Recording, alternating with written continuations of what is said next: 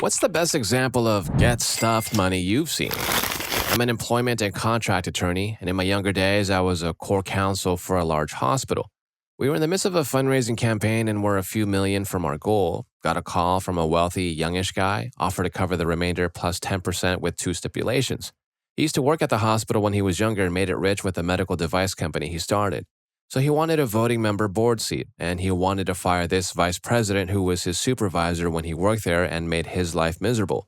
He was the reason he quit and eventually got into business for himself.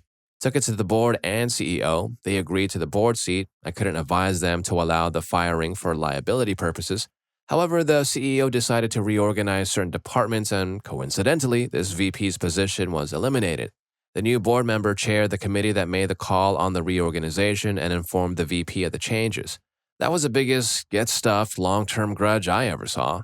Wow, watching a long-term grudge get resolved in such a strategic way is like seeing a masterclass in corporate maneuvering. It's all in the execution. And by the way, have you guys seen The Resident on Netflix? It kind of reminds me of this story. Story 2.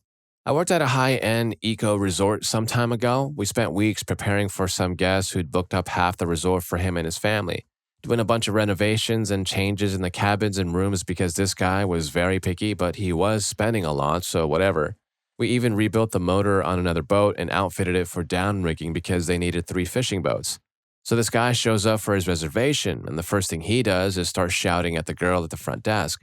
The owner walked in to see what his problem was, and the guy proceeded to complain on the front desk girl to him. So the owner just said, "I'm terribly sorry you feel that way. We will give you a full return on your deposit so you can find somewhere better to stay."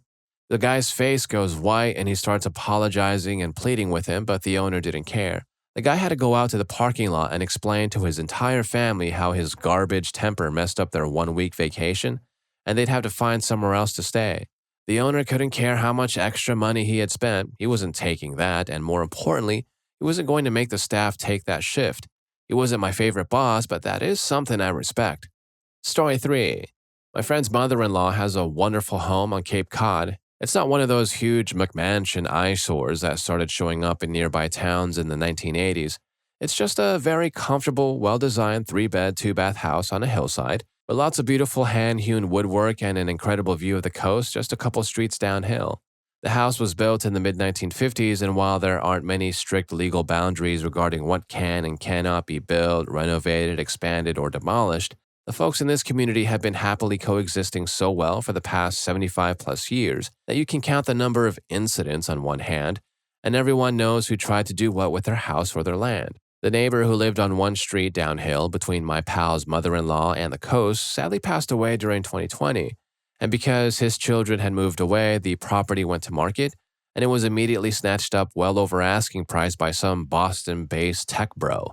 Within a month, he'd start demolishing the retaining walls and driveway to allow access for the general contractor he'd hired to tear down the existing house, which had been meticulously cared for and looked right at home in the neighborhood, and raise a new concrete and glass monstrosity that would have completely severed the line of sight to the coast for at least 4 houses located uphill. I wasn't aware of the means available to my buddy's MIL, but after a few neighbors introduced themselves to this new arrival to the area and expressed their concerns, she cut him a check for 5% above what he paid for the house. No loans, no remortgage on her existing home, no payment plan. Just bought it outright for more than I'll earn in the next 25 years, even if I'm lucky. The downhill house is now rented well below market value to a lovely family with 2 kids. Story 4. I met a dude in rehab who was so rich that after group meetings, he flew the rest of us across state lines on a jet he had just ready to go and took us skydiving and got us back home before our sober living curfew. When we landed at that other airport, the instructors already knew and had our parachutes and gear laying out already to get everyone prepared like he just told them, "Yo, me and 10 friends gonna skydive in a few hours, be ready for us." He did all this on a whim too that day, LOL.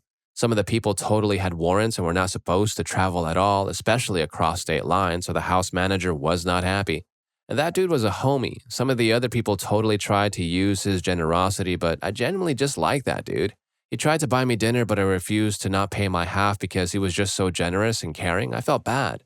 Sad he was going through stuff because he was so nice and generous with his money.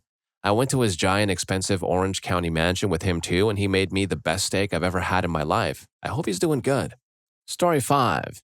This story's lore grows with every retelling, but it's one of my favorites from growing up. So there was a restaurant outside my small town. A billionaire was eating there without showing his status whatsoever at all. He asked for fries on the side of his meal instead of mashed potatoes. The waitress made a big deal about how the place didn't do substitutions. He politely pointed out that they had French fries on their menu, so he wasn't sure what the issue was.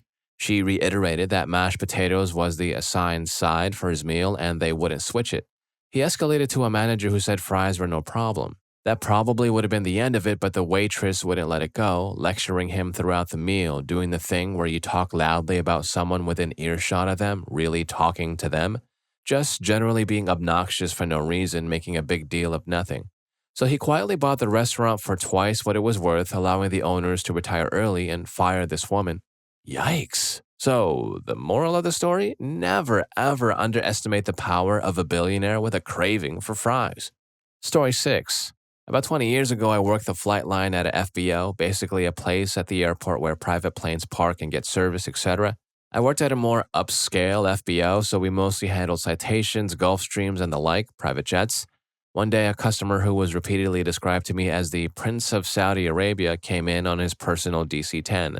This thing was huge and complicated compared to most of our customers, in part because it was a special head of a state with get stuff money tricked out DC-10. Among other things visible from the exterior was a full suite of military countermeasures, missile jammers, flares, and several others I couldn't identify. He was only scheduled to be there a few days. On his planned departure date, he rolls up with an entourage in Bentleys, steps out, then before boarding says, "I want to go shopping." The entourage packs up and takes off just like that. Days go by, then a week, then two. Management raises their daily costs for parking considerably, charging thousands a day, but the prince doesn't care. Day in and day out, we stare at this billionaire's plane sitting there telling each other our theories about what was inside. A month goes by, then one day, all hands on deck, the prince wants to leave. Tonight. We have to prepare a DC-10 with full amenities in just a few hours. We were scrambling, getting her fueled up, running through checks, servicing the schmucks, etc. When the catering folks needed a hand, we all volunteered to help so we could get a look at the inside of the plane. I enter, and on my left is a cockpit. Behind the cockpit is an armored security room that looks like something from Crimson Tide. A bunch of screens with radar, cameras, controls for all the fancy military toys, etc. I turn right, and the walkway is a narrow corridor which walks past the prince's private room. Behind the private room was a lounge with a coffee bar, couches, lots of artwork, and gold trim. Further back was a more traditional airline cabin with business class size seats for about 30 to 40 staffers. I'll never forget what I saw when I looked into the prince's private room. It was like something out of a Judd Apatow movie, just like it was a parody of itself. In the center was a king-size bed covered with satin sheets and a tiger fur blanket. The ceiling above the bed was, I kid you not, a mirror. The room was dimly lit in warm red and orange tones with opulent plush furniture and expensive-looking decorations. And to cap it all off was a portrait of the prince in a military uniform hanging directly over the bed. So yeah, there are private jets, and then there are get-stuffed money jets. Story 7. I'm a structural engineer. I was working on a rich guy's house, and he asked me for ideas to make his main staircase stand out just a little more. But at that point, the project had gone on way too long and basically just needed to end. So I pulled out a few pictures of this ridiculous feature staircase I designed for a hotel, and told him it would probably cost $100,000, which is like double, if not triple, but I was trying to scare him off, and probably wasn't worth it, but that he could get the same look cladding the regular one we'd already designed for him. The guy thought about it for 10 seconds and said, "I love it, do it." I thought I was highballing him so hard that he'd give up and move on. After I told the architect, he laughed at me and told me like 5 other things in the house that were going to be unnecessarily customized, just to stand out. Custom lighting fixtures, one-off in between sizes and colors. This guy apparently was willing to spend $1 million just to have random stuff exactly the way he wanted it. So when a structural engineer tries to scare off a client with a $100,000 staircase and it backfires, yep, that's a classic case of how the rich roll. Story 8. This isn't the answer you were hoping for, but when my parents separated, it was pretty bad. My father had cheated on my mom and gave her a gift that keeps on giving. Years later, my mom exacted her revenge by returning the affair. My father didn't like this. My mom took me and left, packing her belongings and some things in the car and driving to the edge of town where we abandoned the car in an abandoned gas station's parking lot and were driven out of state by my grandfather who came to rescue us. My mom was my father's office manager for his private practice clinic. In the trunk of the car were 6+ months of insurance claims that needed to be submitted. This was in 1989 when everything was done by paper. By the time my father realized what happened with the payments no longer coming in, it was too late. He had to close his private practice, file for bankruptcy, sell his house on the side of a mountain with a gorgeous view, and sell all of his possessions just to stay afloat. He later filed bankruptcy again because the financial damage was just that devastating. I remember him screaming at her over the phone one time, "Where's the money?" Get stuff, that's where. Story 9. George Harrison and the most expensive cinema ticket he ever bought. Originally, the Monty Python film Life of Brian was backed by EMI Films, a British film studio, but shortly before production was set to begin, EMI pulled out of the project. The head of EMI at the time, Bernard Delfont, was concerned about the controversial religious themes of the film, which could have been perceived by the public as blasphemous, and this left the project without financing, which nearly led to the film being canceled. At this point, George Harrison, the former guitarist of the Beatles, stepped in. Harrison was a big fan of Monty Python and was determined to save the film. He founded his own production company, Handmade Films, and provided £3 million, approximately $5 million at the time, to finance the film.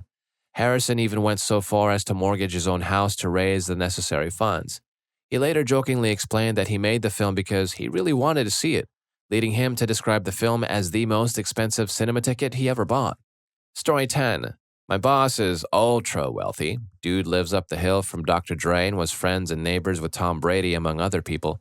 One of his neighbors is T-Pain. Story was shared that T-Pain moved into the house and didn't like the facade, so he was paying to have it removed and changed to something else. Common for mansions where you want to change the appearance without replacing the whole thing. Anyway, the workers spend quite some time removing the facade when T-Pain decides that, no, he did actually kind of like it. So he paid them to rebuild it exactly as it had been. There were other stories too, like my boss having a Super Bowl party and them having to bring the animals inside, like the camel, alligator, etc. And apparently this ruined his expensive wood floors and he didn't even blink at having to spend $30,000 to replace them. There's definitely a different reality when you have that sort of money, but I still really like my boss. Extremely nice, driven, and the single most charismatic person I've ever met. It's easy to see how he became wealthy. Story 11. In college, I got a phone call for a babysitting job. At the time, I was working for a private international school, and my aunt proudly passed my information to multiple parents. So I'm told to meet with her friends and their daughter and see if we'd be a good fit for future jobs with the family. As soon as I pulled up, a huge automatic gate opened, and it's truly like Kristen Wiig and Bridesmaids driving up to the bridal shower. As I continued to drive down the driveway, I realized that this is no normal family. The first thing I see is other staff everywhere. I proceed to go through 2 rounds of interviews. My first day, I'm greeted by 2 huge English Mastiffs, given the rundown on other staff, and handed the sweetest newborn. I started to dilly-dally after I put the baby down and start to look around. Photos of boxers, bankers, socialites, lawyers, pro athletes, race car drivers, and just about anyone in the great name book are in multiple photos with this family. I go downstairs to the sprawling backyard and make my way into the garage for a drink. Lambos, G-Wagons, a Bentley, and a Mercedes Sprinter for groups, with a driver who could take the baby and well, pretty much anywhere. Next 2 years include random last-minute trips, including attempting to get 2 English Mastiffs on a private plane because the dogs were only comfortable with me.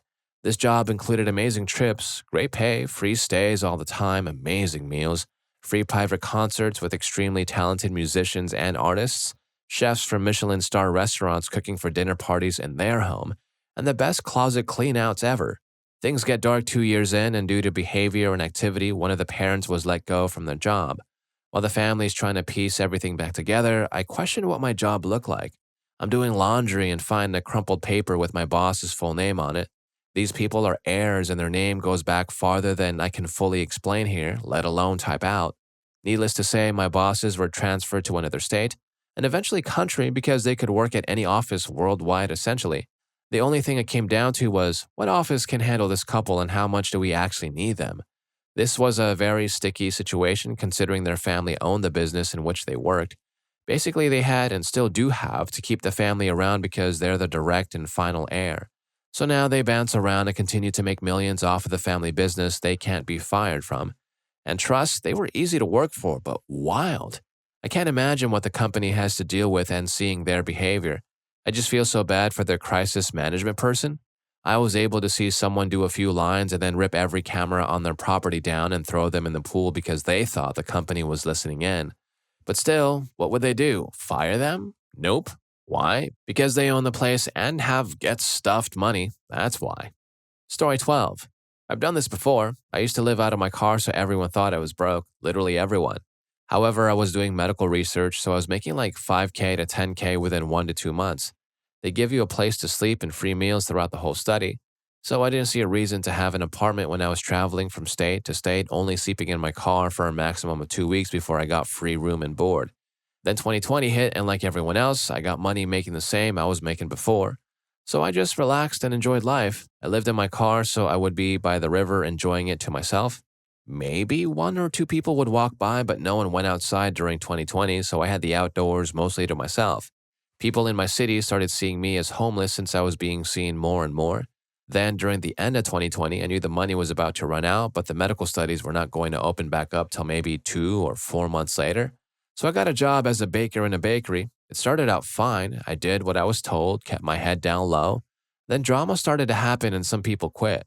They then decided since I was a non-problem starter, I would take all the bad comments and not say anything. So they got on to me about work I wasn't even in charge of. I would overhear, it's a small town and people talk, 2 of the managers talking about me. One was saying you shouldn't be yelling at the baker because he's about to be our only baker soon since X is quitting. And the other manager replied, he lives in his car, he can't afford to quit, and that angered me. So, without telling anyone, I waited for X to quit after he put his 2 weeks in. I saved like 5K from all the studies I did, so I booked a plane to Southeast Asia on quite the same day, acting like I didn't know X was quitting. Manager, forgot his name to be honest, freaked out screaming, you can't just quit, you need to give me 2 weeks notice. You live in a car, you can't afford to quit anyways. Then I showed him my plane ticket I bought and told him I was living in my car to get out of America all this time. I wasn't going to tell him how much money I really make and don't know how he didn't think I couldn't afford an apartment with my money. I heard he had to be the one to do all the baking after me and X left. X moved states so he couldn't bake, so he was forced too. My ex-coworkers kept telling me he was complaining about how much money he had to spend because of work to pick up his kids from school and babysit till he got home. Besides that, I enjoy baking and I still do it actually. Story 13. Guy I know is the black sheep of the family. His older brother is the golden child who was sent to private school. The mom drove him every day to and from school. He got his full tuition paid for university and master's. The parents bought him a condo in the city as a graduation present. He had his wedding in Japan. The parents bought the diamond ring for his wife. He was set up so well. The black sheep went to public school, walked every day, was left on the doorstep waiting for the family to come home, even during snowstorms. Went to university but only got a dinner as a graduation present. He worked hard doing odd jobs like being a bike messenger and a restaurant cook. After the dad passed away, the black sheep supported the mom. He made a success of himself through hard work, was accepted to a prestigious university for a master's degree but didn't have the money. He asked his mom for help and promised to pay her back with interest, but she said no, so he never went. Now he works as an international consultant and makes good money, well into 6 figures, and he helps his brother's 2 kids through university by paying part of their annual tuition. The mom has no financial discipline and bills are stacking up. He also paid a lot of her medical bills. One day she was robbed while she was at an ATM and lost a lot of cash and her cards. She asked Black Sheep for financial help, so the tables were turned. Very recently, he realized he was the neglected child in a home of narcissists, conditioned to be a people pleaser and that his needs came second or were ignored.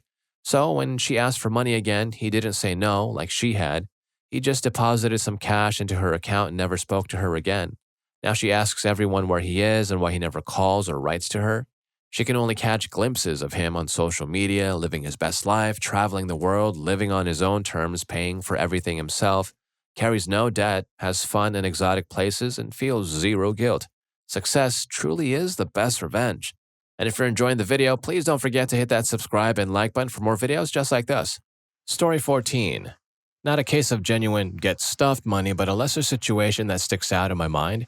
So this happened to a close friend quite some time ago. He and his wife were looking for a decent home in a particular area, something to grow into and raise a family.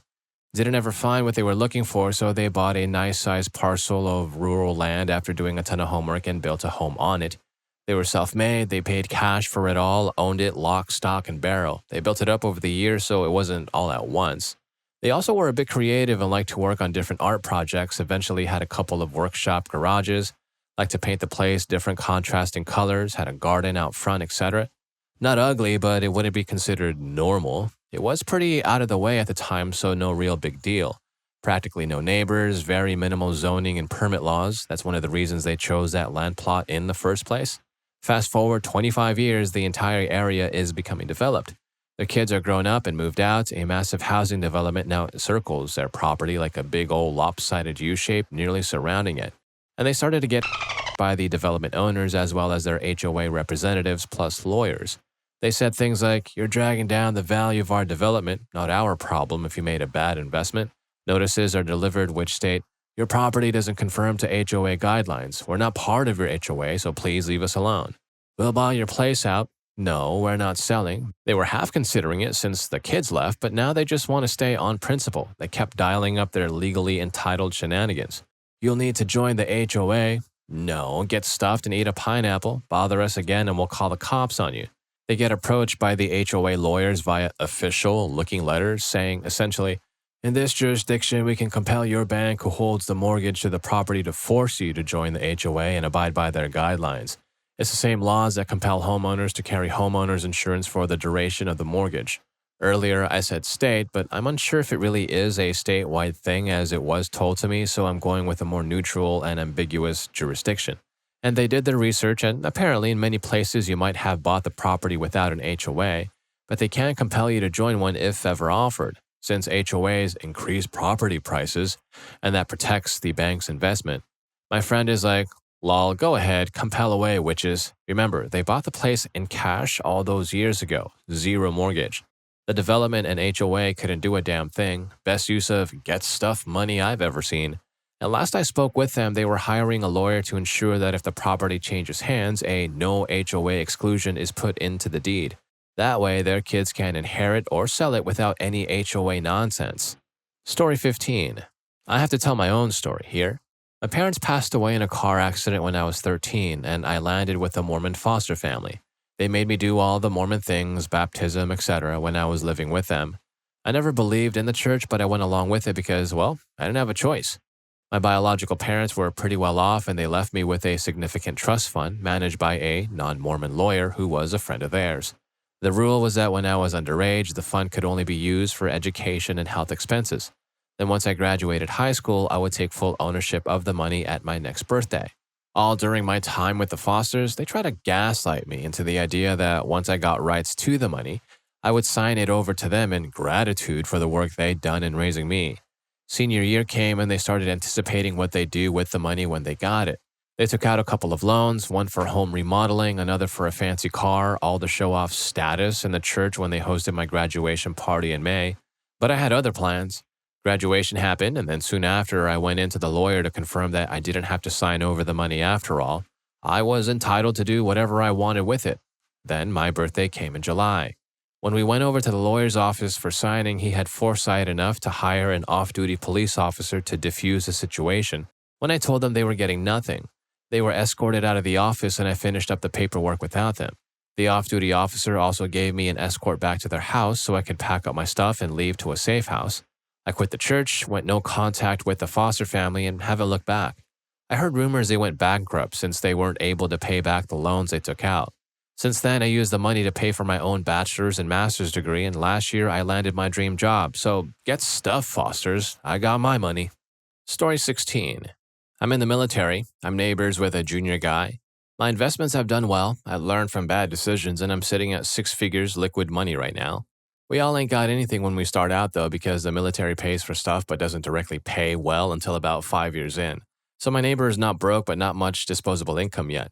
Another funny thing is the military has hella draconian rules, so after I bought a sports car but literally was not allowed to own 2 vehicles because I'm in Japan, I was without a car for 6 weeks waiting for it to arrive. Got assigned to oversee a practice event on a neighboring base for 3 weeks. Neighbor owns a cheap but respectable sporty convertible. This dude loaned me his car and literally walked a mile to work so I could drive to the other base each day while my unit was doing a little event over there. Well, the car had 238K on the OD, Engine blew while I was driving. He came over to tell me he didn't hold me responsible because the same exact thing would have happened to him. I still felt bad. I asked what he was going to do about it. This was bad timing for him and there was nothing he could do. He bought a car for 2500, but I could not find another for less than 10K. He accepted he was just going to have to move on to something different. I called my accountant and took out 6 grand because it'd be just a shame if this event was the reason he gave up sports cars. Bought a new engine and had it dropped in. I paid a mechanic so it wouldn't take as long as it would have taken me to try to do it for him in my spare time.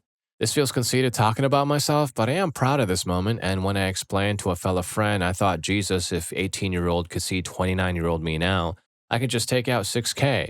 19-year-old me had to have friends buy my chilies. Dave Ramsey says this is the literal point of having money. LOL, he's right.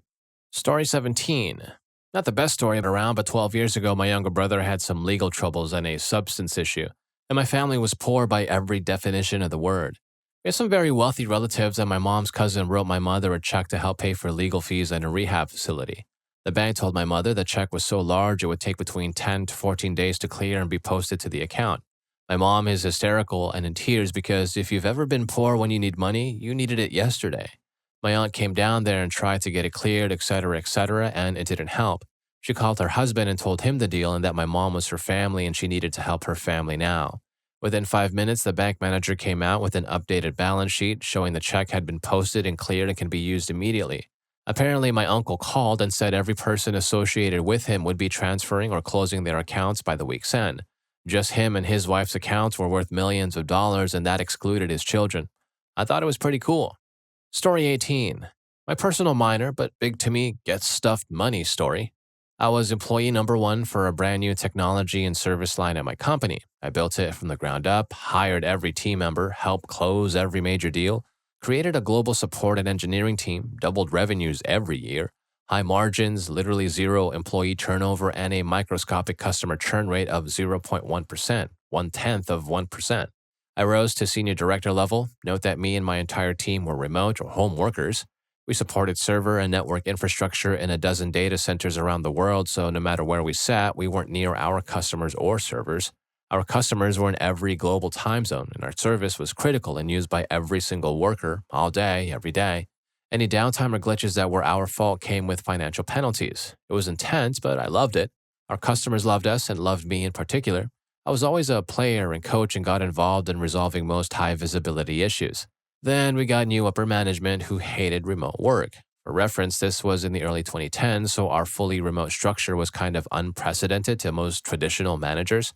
So they started messing with us, pushed raises downward, banned new remote hires, began internally redistributing and crediting our revenue and margins to failing stupid executive pet projects to hide their mismanagement.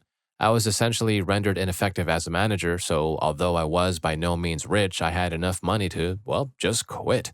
For the good of my team and our customers, I gave them 30 days notice to allow for a smooth transition. They opted to put a goofball, nice guy but lazy and non-technical in my role and looked askance at my offers of intense transition sessions and knowledge transfer. I found out much later that the general consensus in the new management had been that me and my team, since we were remote, were the lazy ones, and my reports of our workload and accomplishments were seen as unrealistic spin and exaggeration. However, after I left, they found out differently. The wheels immediately came off. When my team worked intense overnight weekend holiday issues, I was right there with them, deflecting and dealing with angry customers, informing and deflecting internal management, coordinating with other departments, and in many cases, driving the technical solutions personally. But the new lazy guy didn't. He couldn't help technically, and he was a lackey, a harpy for the execs and their foolish requests. He'd sleep while the team worked, then wake up parroting executive nonsense. Meanwhile, customers were asking for me by name, big, marquee, profitable customers. After less than a month, they reached out to me to come back. I said, nope. How about a transition consulting gig? Nope. I offered to transition, but you knew better. Finally, they asked, is there any way you'll come back? So I said, sure, here's the deal. I will not take my old role unless I get autonomy back. They said no. Barring that, if I return, I don't work for Lazy Guy. I work for executive management. I work 3 days a week, Tuesday, Wednesday, Thursday, non-negotiable. I get 80% of my previous salary plus benefits. I retain continuous employment status for vesting, vacation, accrual, etc. I only work remotely. I do not work emergencies or on call. And they said yes, and for a glorious couple of years, I had salary, benefits, 4-day weekends, and no on call work. It was heaven.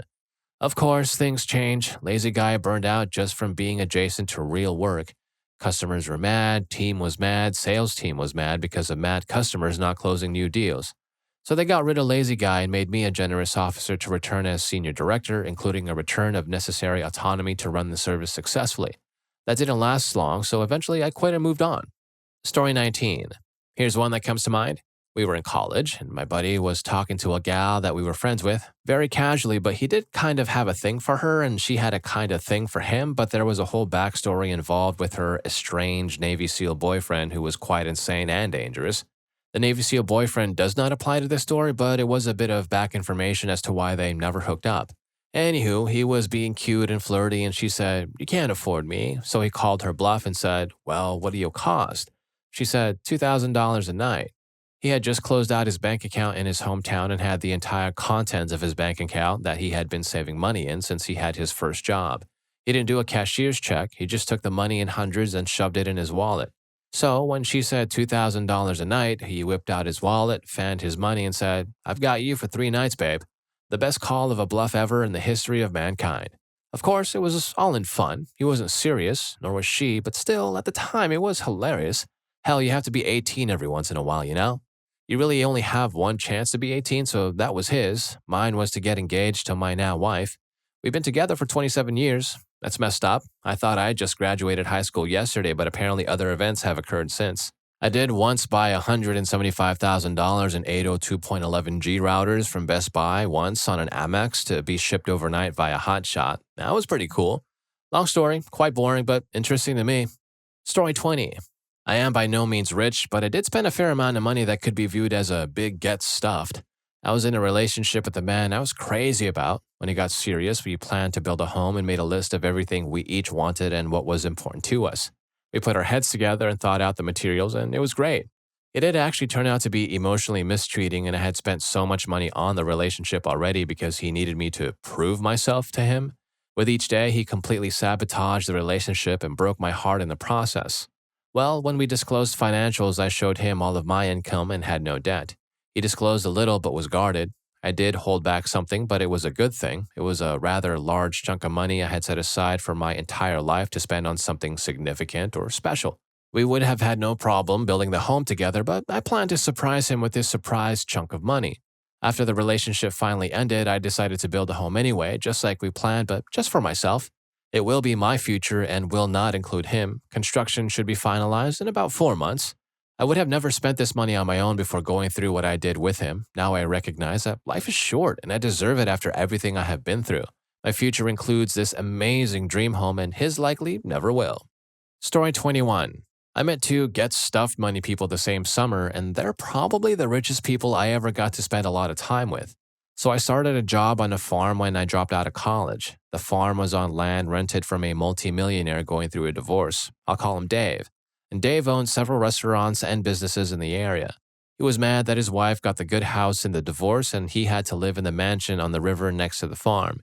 He would come over and ask for help moving stuff around, and when I walked in, dirty from planting fields all day, he walked me through the house to help move some boxes.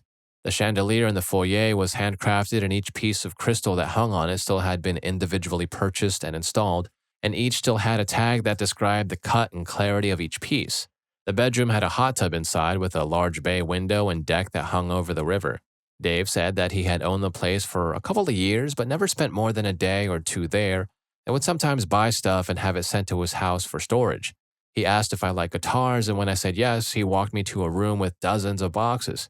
He had won an auction at an estate sale of a musician and now owned dozens of guitars, but he had no use for them, and was going to give them all to his nephew as he had only placed the bids while waiting to bid on the cars. I opened the boxes and found that nearly all of the guitars were showroom quality classics, some of which were 50 to 60 years old. I'm not enough of a guitar nerd to remember them, but I do remember picking up a Stratocaster from the 60s. The box was labeled, and thinking that the guitar that I was holding was probably worth more than I was going to make that year. I only spent a summer in that town, and the guy did end up gifting all of those guitars to his nephew, who had pawned most of them for substances before I'd moved out. The farm next to our farm was owned by Dave's biggest local rival. I'll call him Kyle. Everyone around called him Crazy Kyle because he didn't trust banks, collected weapons, and was a bit scummy when it came to business. So Crazy Kyle would bury money around his land and pay his workers in cash. When one bag of money had started to rot, he paid his workers double if they would take the stinky money because the banks wouldn't take it. Kyle was known to make money growing tomatoes. It was actually grass, but on paper it was all tomatoes. He would routinely destroy his machinery just trying to have fun and thought nothing of replacing vehicles, irrigation systems, etc., just because it looked like it would be fun to run into it. Kyle and Dave would have public arguments around town, and both were involved in the local government affairs. Kyle would play the intoxicated redneck role to a T to rile up Dave. Dave always wanted to one-up Kyle and would always end up so mad if the city would side with Kyle or if Kyle would prove that he was actually way more rich than Dave. Kyle ended up with the last laugh. The city was in a dry county but sat right on a river. The other side of the river was not dry but was so uninhabited that had nothing but farmland. Crazy Kyle opened a gas station a quarter mile across the river, paying for the entire thing in cash, solely as a middle finger to both Dave and the city trustees who wouldn't back him in having the county liquor laws overturned. And being the only liquor store within a 45-minute drive made Kyle more money in a year than he had made in several years of growing tomatoes. I ended up driving through that town 20 years later, and it is no longer a dry county, mainly because of Crazy Kyle just hating Dave and he had the money to do it. Story 22. Not quite get stuff money, but close enough. My parents own one of the two laundromats in my hometown. It wasn't their only business, so they weren't solely dependent on its income. The other laundromat was owned by a guy who was one of the small-town good old boys and thought he could treat people however he pleased. His place was already kind of grimy and he wasn't particularly nice to his customers, so they started migrating over to my parents' laundromat. He shows up, makes a scene, calls my mom some unsavory things, and tells my parents that he'll see them put out of business.